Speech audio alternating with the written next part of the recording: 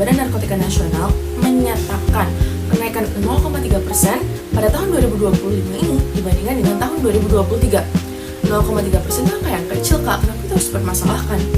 Betul, 0,3% merupakan angka yang sangat-sangat kecil. Namun jika dibandingkan dengan populasi di Indonesia, itu mencapai angka ratusan ribu orang.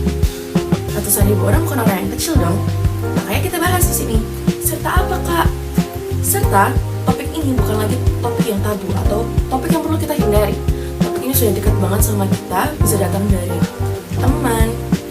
temannya itu dari teman sekolah, teman kantor, teman kuliah bahkan, kemudian dari orang-orang luar, kemudian bisa dari keluarga kita sendiri. Makanya topik ini perlu kita bahas.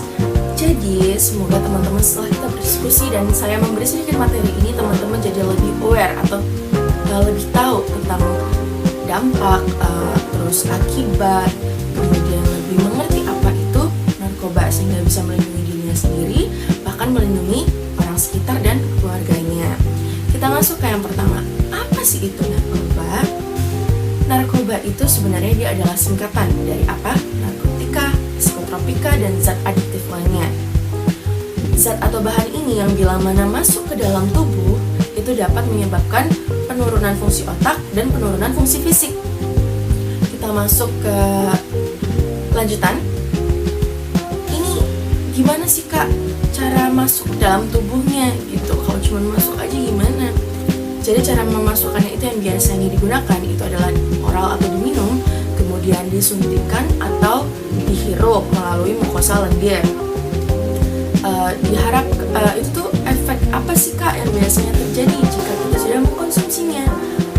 Efek yang langsung terjadi itu biasanya ada apa? Pasti penurunan kesadaran, bisa juga hilang kendali, kemudian terjadi mood swing atau perubahan suasana hati, kemudian adalah penurunan fungsi fisik yang paling parahnya atau hilang kendali itu. Karena efek negatif yang kita dapatkan itu lebih banyak daripada efek positif yang kita dapatkan.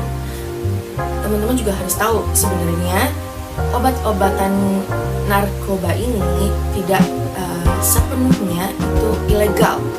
Ada beberapa yang memang digunakan untuk pengobatan, misalnya kodein, untuk batuk berdahak, morfin untuk anti nyeri, namun disalahgunakan.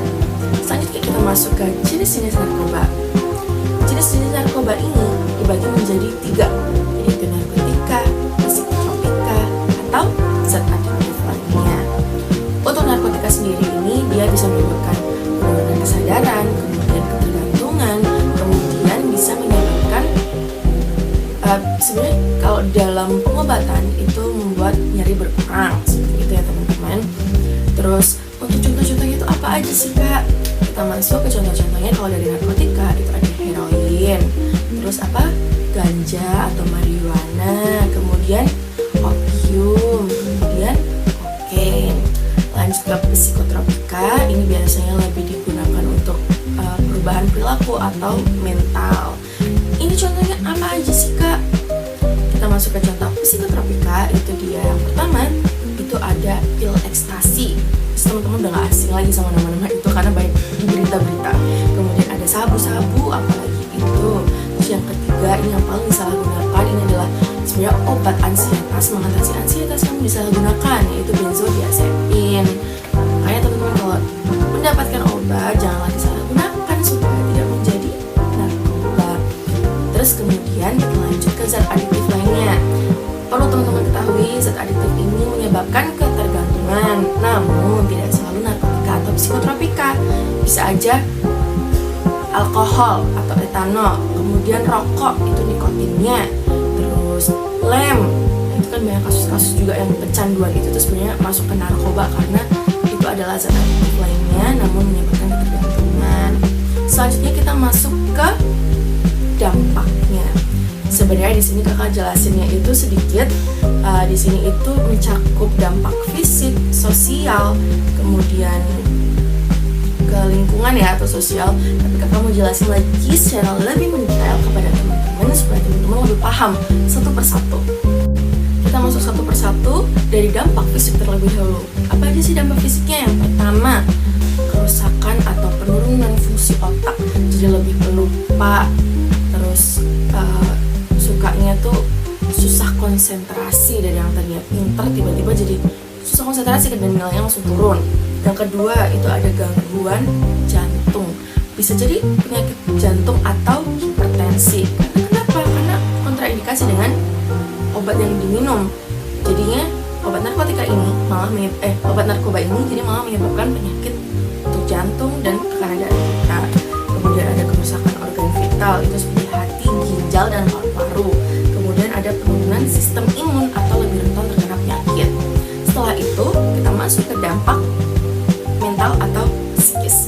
Untuk yang pertama itu bisa perubahan suasana hati yang ekstrim, dari yang tadi euforia, senang-senang, hahaha, tiba-tiba murung, lesu, marah, gitu-gitu ya teman-teman. Kemudian adalah halusinasi atau delusi. Biasanya nanti dia tiba-tiba ya halu, kayak aku jadi kipas gitu misalnya ya teman-teman, seperti itu. Kemudian ada gangguan kecemasan. Gangguan kecemasan biasanya dia lebih kayak takut atau paranoid gitu, misal takut akan hal itu, tiba-tiba merasa takut aja gitu, kayak kamu tuh gini ya, saya takut kamu giniin saya gitu, padahal sebenarnya nggak kenapa, tapi itu memang efek dari narkoba. Selanjutnya adalah kecanduan psikologis, jadi pikirannya itu udah kayak cuci otak gitu ya guys, untuk kayak mau terus tentang mau terus makan narkobanya, minum narkobanya, menghirup narkobanya, atau menyuntikkan narkobanya. Selanjutnya kita masuk ke dampak yang terakhir, yaitu adalah dampak sosial. Yang pastinya kalau dampak sosial ini dia mengabaikan hubungan sosial, bisa antar teman, bahkan yang paling parah adalah antar keluarga. Jadi dia sudah tidak peduli lagi karena sudah fokus kepada narkobanya. Selanjutnya adalah masalah hukum. Kalau ketahuan berurusannya sama siapa? Pasti kepolisian, kemudian persidangan, pasti itu teman-teman, dan berakhir masuk rehabilitasi ataupun masuk penjara. Selanjutnya adalah mengisolasi diri, jadi dia lebih pendiam, jadi kayak gak mau bergaul dengan dunia lain. Kemudian setelah itu adalah financial loss, atau ya uangnya habis. Dikarenakan apa? Dikarenakan mengkonsumsi narkoba terus-menerus, uangnya habis untuk itu. Jadi kebutuhan lainnya, bahkan yang primer pun itu tidak tercukupi. Kemudian kita masuk ke akibatnya. Di sini kakak membaginya menjadi 5, yaitu candu. Untuk C yang pertama itu adalah cita-citanya hancur. Kenapa cita-cita bisa hancur? Ya pasti dari penurunan kesadaran, penurunan kerusakan syal otak, itu kan pasti berpengaruh sekali. Jadi implikasi pendidikan, karir, keluarga, semuanya hancur. Selanjutnya, akal sehat hilang. Kemampuan berpikir jernihnya tidak akan sama seperti sebelum mengkonsumsi narkoba atau kecanduan narkoba, pasti. Selanjutnya adalah nyawanya terancam. Kenapa nyawanya bisa terancam?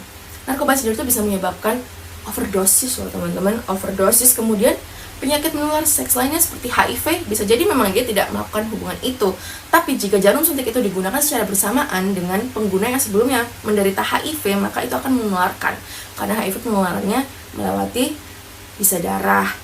Itu seperti itu teman-teman. Kemudian hingga bunuh diri, karena sudah terlalu stres, kemungkinan itu akan menyebabkan mendorong untuk bunuh diri, seperti itu. Kemudian ada D, derita tanpa henti. Derita tanpa henti baik pengguna maupun keluarga yang melihatnya itu pasti akan menyebabkan derita tanpa henti, karena seperti di lingkaran setan atau lingkaran narkoba itu sendiri, baik pengguna maupun keluarganya. Selanjutnya adalah penyesalan di akhir.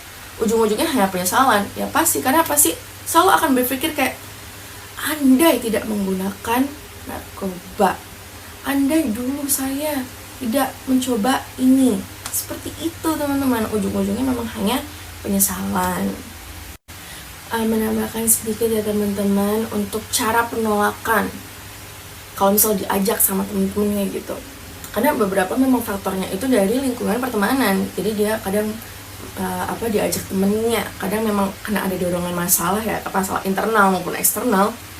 Itu biasanya kalau diajakin temennya langsung kayak mau, atau kadang karena masih mencari jati diri, jadi kayak yuk lo kalau nggak cobain ini lo nggak keren, lo nggak mau gue temenin gitu. Jadi kita harus tegas ya teman-teman, untuk masalah itu, untuk masalah narkoba ini kita harus tegas sama diri kita sendiri dan orang yang mengajak. Misal teman mengajak seperti itu, ayo kamu harus cobain ini, kalau misal kamu nggak cobain ini kita nggak temenan lagi gitu, kamu nggak keren gitu, kita langsung enggak, emang nggak mau. Kalau misal nggak mau temenin ya udah gitu, karena aku lebih suka lebih mencintai diri aku sendiri, keluarga aku juga gitu. Jadi emang harus lebih tegas ya teman-teman. Terus kalau dari diri kita sendiri supaya kita bisa kayak gitu tuh gimana? Yang pertama itu lebih menyayangi diri kita sendiri, lebih aware akan diri kita sendiri gitu. Untuk bahayanya untuk diri kita sendiri itu apa? Setelah kakak jelasin dari dampak-dampak serta akibatnya, diharapkan teman-teman lebih mengerti kayak itu tuh sebenarnya memang betul-betul negatif gitu ya teman-teman, untuk diri kita, pikiran, mental, psikologis, bahkan sosial. Selanjutnya diharapkan teman-teman untuk pencegahan dalam dirinya itu lebih-lebih seperti membaca literatur, maksudnya lebih kayak meningkatkan pengetahuan lah teman-teman mengenai apa itu narkoba ini. Diharapkan teman-teman semua di sini nggak ada yang make ya teman-teman, supaya apa? Supaya masa depan Indonesia ini cerah tanpa narkoba. Dan kalau misalnya teman-teman memang ada yang sempat menggunakan, atau temennya, mungkin temennya teman-teman atau keluarganya atau orang terdekat, itu kalau misal mau berhenti itu jangan takut, jangan khawatir. Sekarang teman-teman bisa diedukasi kepada orang-orang yang kemungkinan mengkonsumsi itu, kalau berhenti sekarang itu lebih bagus. Walaupun sudah memakainya sudah bertahun-tahun, tapi jika ada keinginan untuk berhenti itu sangat-sangat bagus. Itu nggak perlu khawatir, teman-teman bisa mencari pertolongannya itu dari mana. Kalau di vaskes terdekat itu teman-teman bisa minta tolong ke puskesmas. Kemudian nanti sebenarnya ada balai pengaduan kayak www narkotika, nanti dari BNN itu teman-teman juga bisa menggunakan. Nanti dari situ akan dikoordinasi oleh warga pemerintah setempat gitu. Jadi teman-teman nggak perlu khawatir, nanti mungkin akan direhabilitasi terlebih dahulu supaya tidak kecanduan lagi. Ini kakak sedikit memberikan motivasi ya teman-teman. Kita semua itu berharga. Kita semua itu memiliki potensi masa depan yang cerah. Jangan sampai potensi dan masa depan kita yang cerah ini terusakkan atau tidak sempat kita raih dikarenakan satu hal yang sangat-sangat merugikan, yaitu narkoba. Jadi teman-teman diharapkan setelah ini teman-teman lebih aware ke diri teman-teman, lebih pintar menanggapi kasus-kasus narkoba. Seperti itu yang dapat kita sampaikan. Terima kasih teman-teman. Assalamualaikum warahmatullahi wabarakatuh.